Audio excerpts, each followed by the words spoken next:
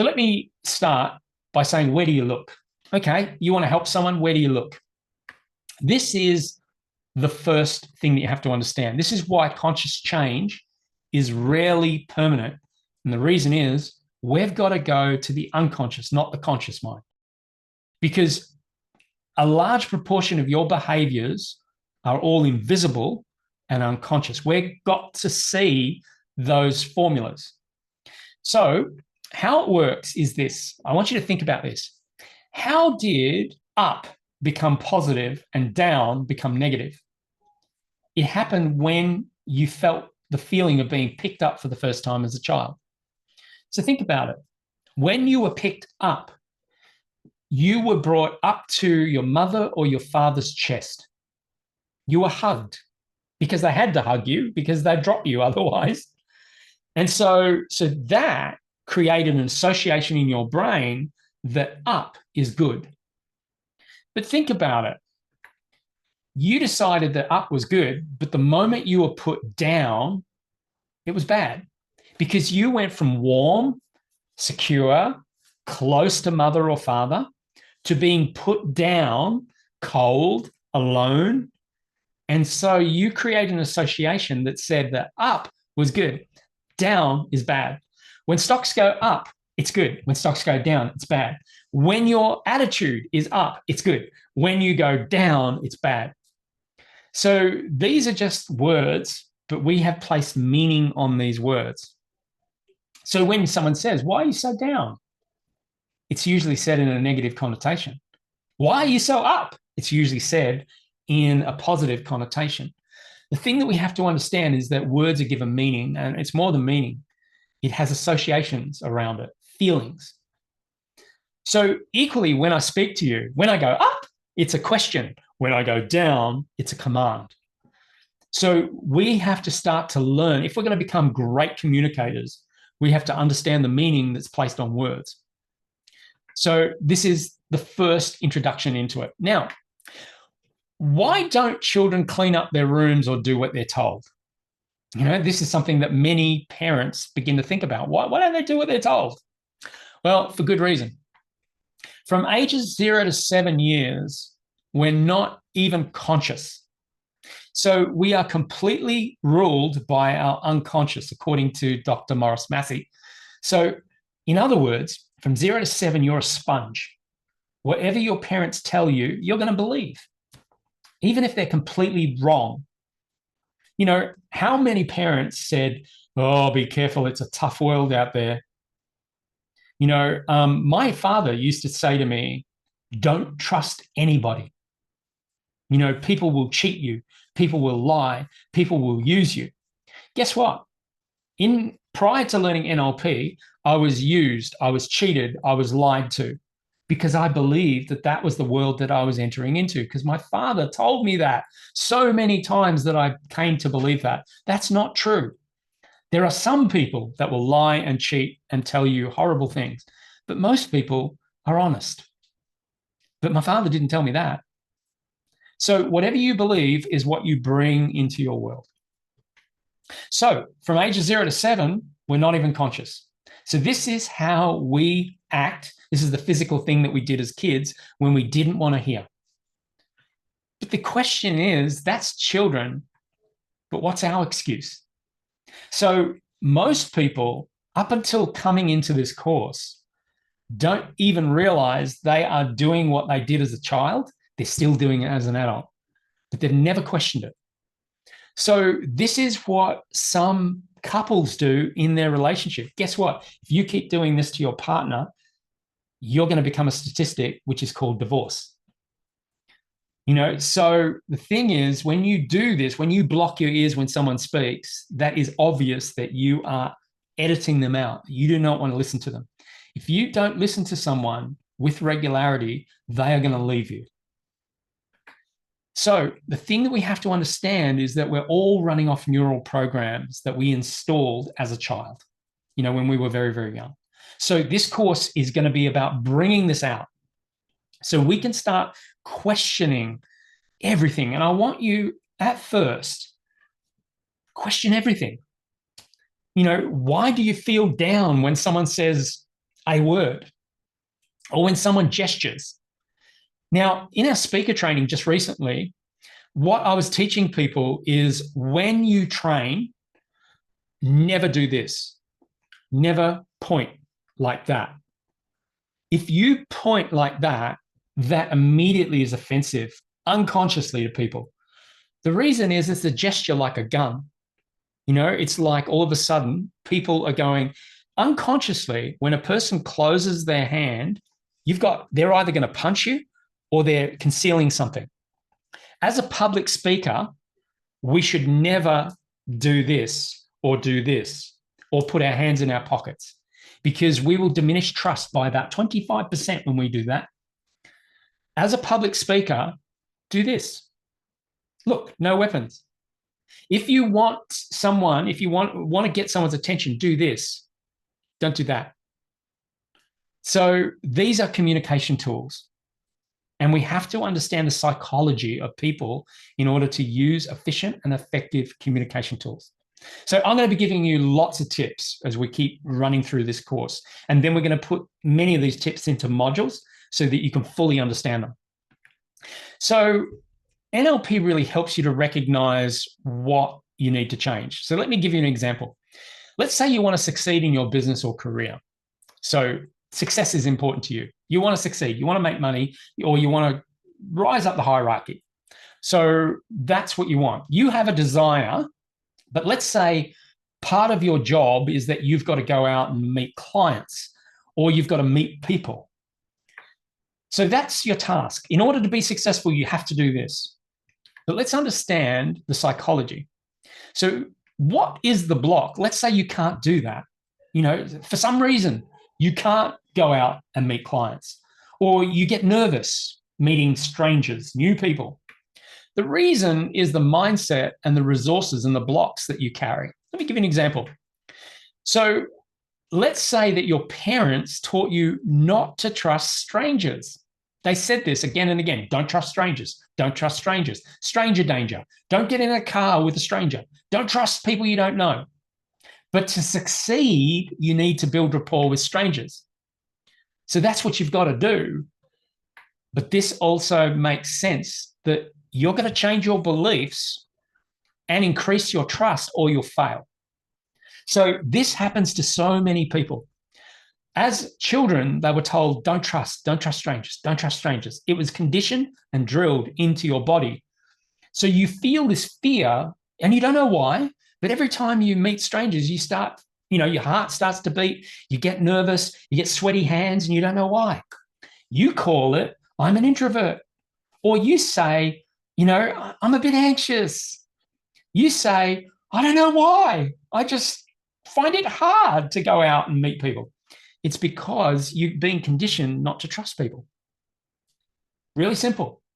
So what I'm wanting you to do at the beginning of this course is open your mind and go, do I find it easy to meet new people, or do I find it hard? Do I get a bit nervous, a bit clammy? Why is that? So what I'm doing here is I'm building awareness. As we build awareness, once we get the awareness, then we can do something about it. But if we're not aware, or we don't know why we do certain things, then it's really hard to do anything about it because you're not aware yet. Does that make sense? So what we've got to do is we're going to go, okay, so we've got to change some beliefs here. Otherwise, our goal and our behavior are going to be poles apart. So this particular gentleman, Gerald Zaltman is his name. He's a Harvard professor. This guy said that 95% of thought, emotion, and learning occur in the unconscious mind. That is without our awareness. So in other words, there's a part of our brain that gets conditioned and it learns, and then it doesn't have to learn anymore. Like, for example, you probably have no idea whether you put your left arm or your right arm over when you cross your arms. You don't even know. You've actually got to do it and then have a look and go, is it left over right or right over left? You do it automatically. When you put your hands together, does your left thumb go over your right or your right go over your left? You won't know until you do it and go, oh, my left thumb goes over my right. These are what we could call unconscious behaviors. Your brain doesn't have to think, does my left go over my right or my right go over my left? It doesn't have to think. But equally, it's like riding a bike. The first time you ride a bike, you've got to be conscious of everything. But once you've done it 3 to 5 times, you will do it without thinking. That's how you do most of your life. So if you want to change your life, you've got to become conscious of the thinking underneath the thinking, metacognition. So this kind of looks like this. So I'm being a bit cliche, but cliches are there for a reason. Conscious mind is just the tip of the iceberg. The subconscious is underneath the water. You can't see it. The subconscious is kind of like, you might remember your mother's phone number if you really, really think about it. But you have to really think about it to remember it. It's in there, but you've got to go searching for it. The unconscious, you've got to work a bit harder to get into the unconscious, because your unconscious blinks you, breathes you. It conditions whether you lead with your right foot or your left. It conditions how you speak in communities. It conditions whether you're negative or positive. It conditions whether you find meeting people easy or hard. And so what we're literally doing in this course is we're becoming aware of our conditioning, and then we're choosing, what do we change? What do we keep? And so that's why this course is quite responsible for creating rather big shifts in people's lives. Some of those testimonials I shared with you in the beginning, it takes a lot of knowledge to take a person to increase their income by 100 grand. It takes a lot of knowledge to change a person's income to double it. You've got to work out, how do they get their income in the first place, and how can they double it? What do they have to think, believe, do, strategically put in place? And that's what I'm going to take you through in this course. So, for example, an example of this is your unconscious mind knows that, for example, your body is dehydrated. Your subconscious notices that your mouth is dry, and then you consciously reach for a drink. So that's basically how it works. So your unconscious is fully aware of all the programs that are running and the condition of your body and your mind and your thinking and your behaviors and all of those things. But you might not be conscious of it. You can only be conscious of it when you notice that something needs to change, like you need to get a drink of water, for example. So here's the thing. Did you know that when you grab a glass of water, and the moment you actually go to put it to your lips, your brain is already signaling to your unconscious to say, get the toxic water that is in your brain, put it down into your urinary tract so it can discharge it, get rid of it. And it'll get rid of the toxic water in your brain, and water that sits for too long goes toxic. So this is why most people have headaches. They don't put enough water into their body, and so their brain starts shrinking like a dried walnut. And then what happens as a result is they get a headache. So the first time you do this, your brain says, awesome, I need that. Let me get rid of the stuff that I don't need. And it gets rid of the toxicity in our brain. So that's the second dimension. If you look after the second dimension, you will equally be looking after the third dimension. So what we're going to be journeying mostly through this course is I'm going to be teaching you, how do you get into the unconscious? How do you unlock problems? How do you release beliefs? How do you shift your thinking? And it's all going to be in the unconscious. It's a little bit like when someone says to me, I really want to exercise, I should exercise, but I just don't. Think about it. It's really easy to exercise. You just go, okay, I'm going to go do some push-ups. Okay, I'm going to lift some weights. I'm going to go to the gym. I'm going to go for a walk. It's that easy. But if it's that easy, why don't people do it? It's because the programming in the unconscious is not aligned with the conscious goals. If it was that easy, everyone would be successful now. Everyone would be doing exactly what they want to do now, but they don't, because it's in the unconscious. So as Gerald Zoltman said, 95% of everything we do is in the unconscious, and we've got to do something to get into the unconscious. And that's what I'm going to be teaching you. So the unconscious is a little bit like this. To understand it, you're going to have to, because what's going to happen is it's going to look a bit like this. There is a thing that separates consciousness from unconsciousness. That thing is technically called the critical faculty. It's also called the reticular activating system. But the critical faculty is every time someone tells you something that you don't believe, you will say in your head, BS. And that's going to stand for belief systems, or it's going to be quite primitive and it's going to sound like this, bullshit. So when someone tells you something that you don't believe, that's your critical faculty at work. So when someone says to you that earning $1 million is easy, and you respond with BS, you're never going to earn $1 million because your belief system is going to tell you that's nonsense. So you're not going to listen. You know, like one of my mentors, he told me, well, I know, I have proof, he would make between $3 to $6 million in a weekend. Now, most people would think $3 to $6 million, I won't earn that in a lifetime. Well, actually, you probably will. But the thing is that if you don't believe that, you cannot have that same experience. In other words, if someone can make $3 to $6 million in a weekend, so another human is doing it, it means you can too.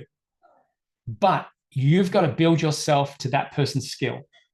You've got to follow that person's strategy. You have to do everything they do in order to achieve that. So if one person can do it, another person can.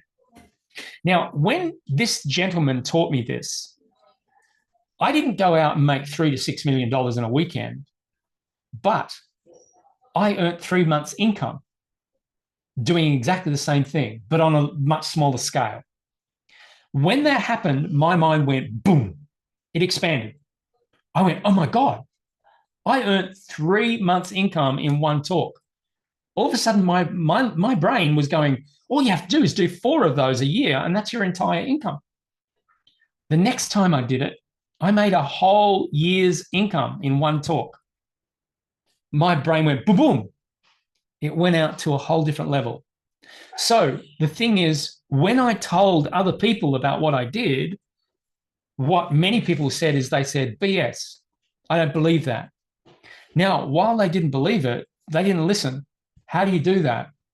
I could tell them exactly how to do that, but they're not listening, or they're not committing. They're saying, I'm not going to do that because I don't believe it. So your beliefs are underneath the critical faculty. So basically, 5% of what we can do is conscious.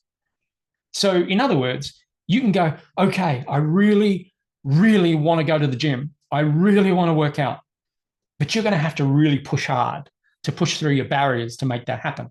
Because your critical faculty is going, look, you're going to quit. You're not going to do this. You're going to go once and it's going to hurt and you're going to hate it, you know, or you're going to not invest in yourself. It's too much money, you know, and you're going to give yourself a whole lot of reasons to not get results. So what we've got to do is we've got to get beyond the critical faculty into the unconscious. If we want to create change, that's where we've got to go. So basically, if we want to get beyond that, I'm going to teach you techniques to ensure that you can get beyond the critical faculty and into the unconscious. So we're going to be doing techniques that are going to help you to get into that and create some changes.